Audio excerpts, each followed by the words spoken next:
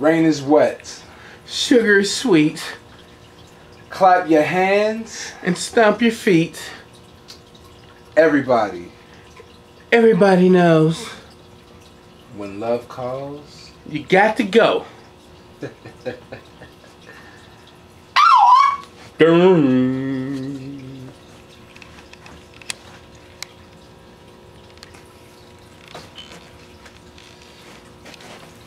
Welcome to the Purple Underground. The reason why my voice is so clear is because there's no smack in my brain. Hallelujah! In the building. To my left right here is my good friend P. Ross, and to my right here is my good friend. And yes, and for those of you on volume, my name is Micah, aka CMS, AKA the one, AKA M Boogie. Yes, that's what's up. Yes, welcome back, Purple people and music lovers. But today is a special day. We figure like this in the Purple Underground. Lovesexy is just not a daily event. It's a weekend event. You dig what I'm saying? We here in the Purple Underground have been listening to Lovesexy for the last couple months. Yeah. Almost, you know what I'm saying?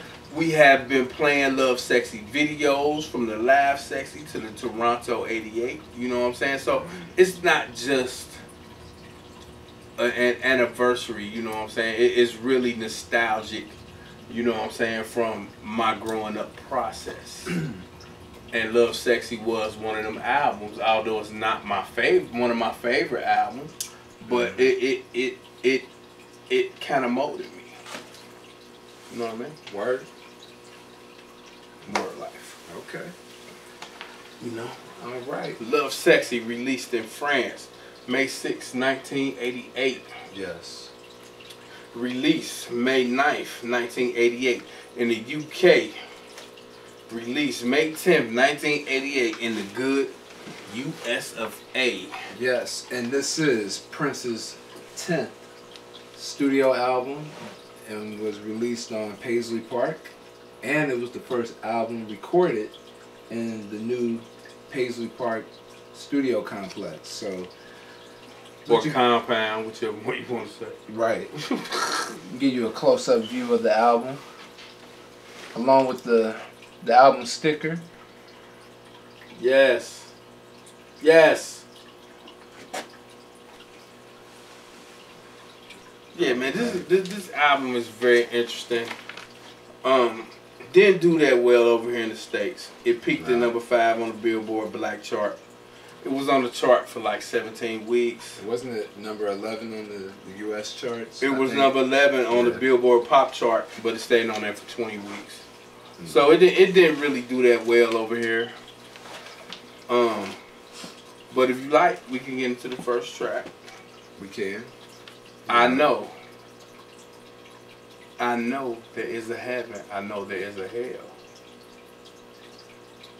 You know what I'm saying? Now, I know that I like this track. I know that the original configuration of this track, as far as the music goes, was an outtake called The Ball, which can actually be found on the Crystal Ball, you know what I'm saying, Pimp Sandwich release, but we don't promote bootlegs here. You know what I'm saying? We don't know where to get them, we don't know nothing about them, but, you know, but that's where that music originally came from. Right. And its inception was I Know, which is, I think, a great song. I love I Know. Okay. Well, I love the percussion in that song too, man. Right. You know what I'm saying? Like, I think it's great. I think it's great.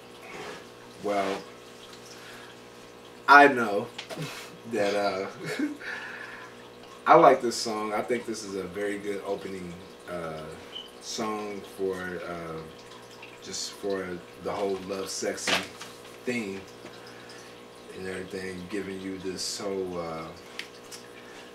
whole spiritual epiphany, you know, that Prince this musical trip, because this album pretty much is like a trip. When he said this is not music, this is a trip. It sure was, boy. And, it sure is. And but I actually enjoy this song. I think it's a very positive, upbeat song. Very much like you said, the original. The music was on the ball, which also had more of a very party atmosphere type of song. So I think I know it's like that too. But again, giving you that spiritual upliftment. I love it. Yeah. So it's a very good opener up to this album. Alphabet Street. Love it. Great. One of the best songs on the album. Great song. I will agree. And an interesting story. Oh, go ahead and show them that right quick. This is the first single off the album. Still got the sticker on it. See that right there? Made it to number 10 on the pop charts. Yeah. Yeah. Interesting story about as far as how the video came about. You know, like whoever the director was, Prince called him and said, I want to make a video. Come here to Paisley Park. Well, at the time, when he got shot listed the video, it was snowing like crazy in Minneapolis. Right. So Prince was persistent on making this video, so the dude had to go through hell in order to get to Minneapolis. His plane had to stop several places, this and that. It was so cold that I think cabs was stopped and cars weren't running right, but he finally made it to Paisley Park through all that madness. And I'm thinking, like, for that type of shot list of a video, the video is such a simple video. Very simple, yeah. It's just a simple video. It may look glamorous with the words and this and that, but it's just a simple video. You could tell, yeah, like you said, it was kind of it's a bit low budget. Like, yeah, for sure. You know, yeah. I mean, compared to the videos that he was doing prior to that. Right. But the interesting thing about the video also, in the video, if you slow it down enough, you can see in certain spots, Don't Buy the Black Album. Yeah. You know, so, you know, I mean, which is Lovesexy's, I guess, counterpart. Yeah, you know. I mean, well, you know, anytime I think anybody talks about this album, you have to mention the Black Album because of the history behind it, the whole story behind it. You know, originally, you know, that was supposed to come after after signing the Times, and Prince was still very prolific, just constantly producing music, writing material, wanting to just keep putting music out, and but you know, he felt like the Black Album was very negative, a very dark album. I don't know why, because I mean, it ain't nothing that he hadn't done previously. You know what I'm saying? Like, out of all albums, he won't think the Black Album a negative album. Well, he should have thought that about Dirty Mind. Well, I think probably like songs like Bob George, where he's kind of. I mean, even though I listen to it, I think it's funny. I don't really take it that serious, but I guess. Well, he's supposedly making references to Bob George and to Nelson George, the critically acclaimed hip hop author, music critic, and also to. Oh, I didn't know that. Yeah, and also who the other dude? One of his managers from the Cavallero, Rufaro, one of them was named Bob, and then he used Nelson George's last name. Bob Cavallo. Yeah, right, you know what I'm saying? So Bob George. I guess Bob Cavallo told him that he wasn't hot no more. Oh. You know what I'm saying? Something like, it was something crazy like that, but you know, and then he took the X, he popped the X, he just popped, man. You know what I'm saying? I guess him and Ingrid Chavez was popping out, she said pop. Yeah. You know what I'm saying? And he popped. Speaking of which, this album introduced her. Yeah. Also, it introduced Cat Glover and the late Bonnie Boyer. Rest in peace. Yes. Yeah. So, but like I said, you know, the Black Album is supposed to be the dark, evil side, and this is supposed to be the good, spiritual side. Right. You know? Right. So, but you know, moving on with this particular album. What we got next? Glam Slam, one of my favorites. One of my favorites. Can you please show them the 45, please? Sir? Yes, I will show them both 45. Thank you. We have the U.S. copy and the UK copy. Shout out to the UK. I'll be there soon. That's hot. Glam Slam is one of my favorite songs off of this album. You know what I'm saying? The first 3 tracks on this album, I think. Well, actually, the first 4 tracks are slamming. Right. But Glam Slam is one of my favorites. You know, when I first saw that video, I was like amazed for some reason. Mm-hmm. And again, it was just a simple visual of, you know what I'm saying, someone acting out, playing music. Yeah. You know, I thought it was great. Yeah, I mean, I think it's a pretty good rock, like dance number, real upbeat. I think the chorus is real catchy, and right. You know, that's pretty much about it. I mean, I don't like go crazy about it, but I mean, I can listen to it. I like it, you know, but right. That's pretty much all I have to say about it, really. Yes, sir. So, well, let's move on to Anesthesia. This song right here, Anesthesia. Great. Powerful. Great ballad. Great. Yes, it is. The guitar work in it is excellent, too. Yes, it is. This, by far, is... And by the way, I love Alphabet Street. I think Alphabet Street would be the standout track as a commercial hit. Right. But I think my personal favorite song is Anesthesia off this album. I love this song. Yeah, I can almost agree with that. Yeah. Anesthesia is great. You know what I'm saying? It kind of puts you... It really kind of makes you wonder if this is the place Prince was at when he made this particular song. Like, was he really feeling like this? Yeah. And you know, it is widely known amongst Prince fans that generally in his music he tells how he feels about, you know, his feelings and, you know, like where he's at, right? Where he's at in that particular space. Yeah. You know, so Anesthesia is great. Yeah, I mean, the first time I heard this album, period, this was the song that just kind of, you know, like Prince always has that track or one or two that just kind of just catches me, and I'm like lost. Yeah. And this was the one. Like, I already knew about, you know, Alphabet Street, but Anesthesia just did something to me, man. It just moved me. It definitely moved me in a more spiritual way, right? Because of the message behind it, and like the first, you know, like the first thing he says, you know, have you ever been so lonely that you felt like you were the only one in this world? Yes, sir. That you wanted to play with anyone, right? You take anyone, boy or girl, like I could relate to that. Yeah, we all can. I think we all can. You know, most people won't admit it, but yeah, I think we all can relate to that. And towards the end of the song, the message, love is God, God is love, is like the way they sing it is in such a gospel like, right? You know what I'm saying? Melodic. Yeah. Yeah. You know, like feel to it. Right. So. All right, that's what's up. Love it. Move on. Dance on. Dance on. It's okay. You know, I like the percussions in it, but it's okay. You know, yeah, I like the music. It has definitely grew over me over the years. Yeah. You know. Yeah, I like the music on here. I think the message in the song is good. You know, it gives out you know, as far as Prince again addressing social issues going on, you know, in the world. So, you know, like I said, I think the music on here is pretty funky. Right.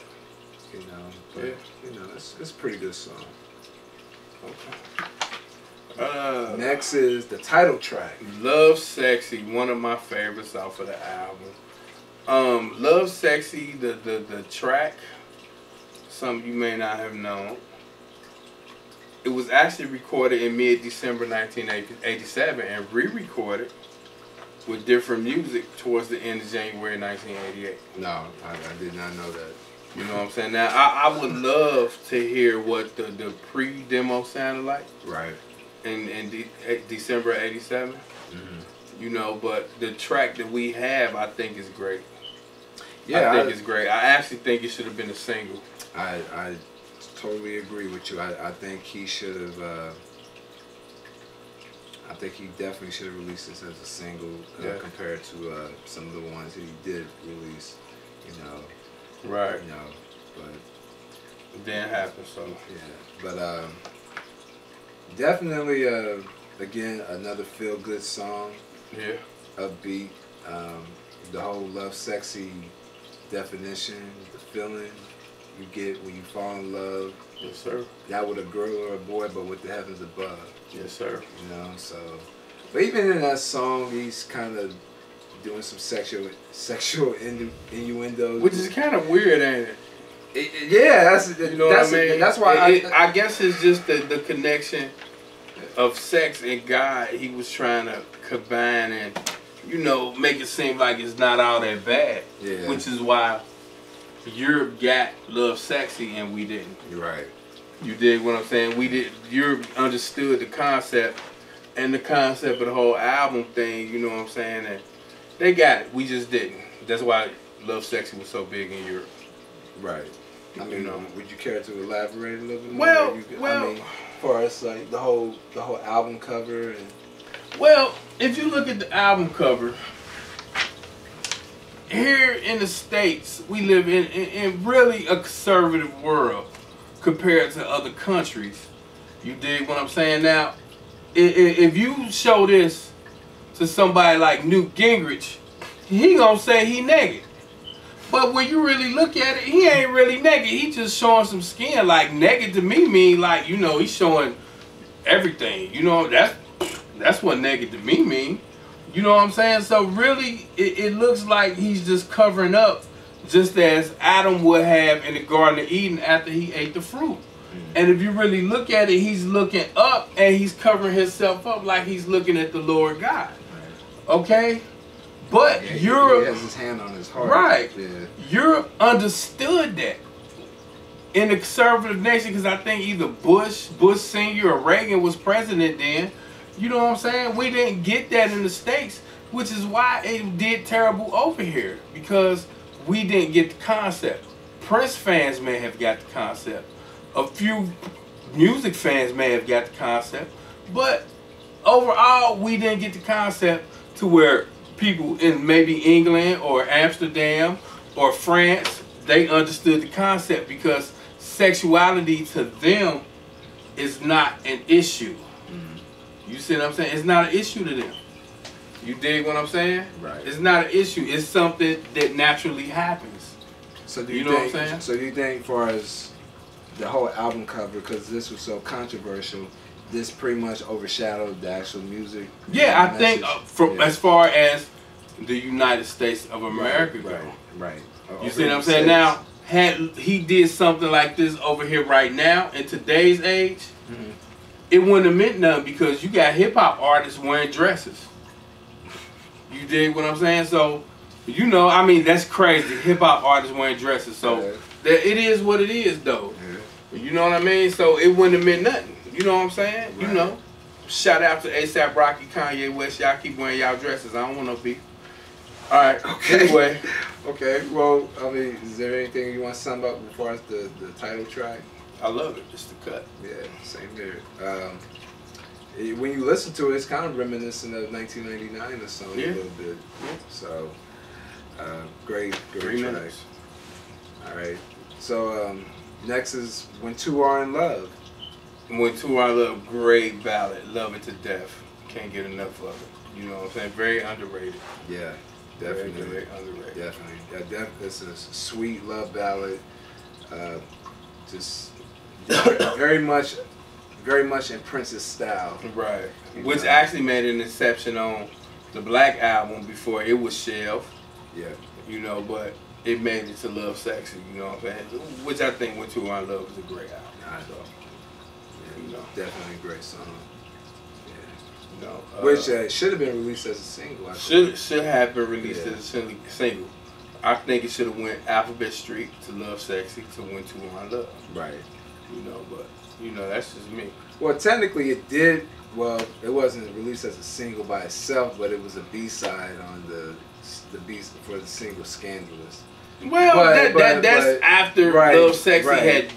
That's true. Done. That's you true. dig what I'm saying? That's we true. on a new album. We in a new thing. You That's know what true. I'm saying? So yeah, you're right. you know.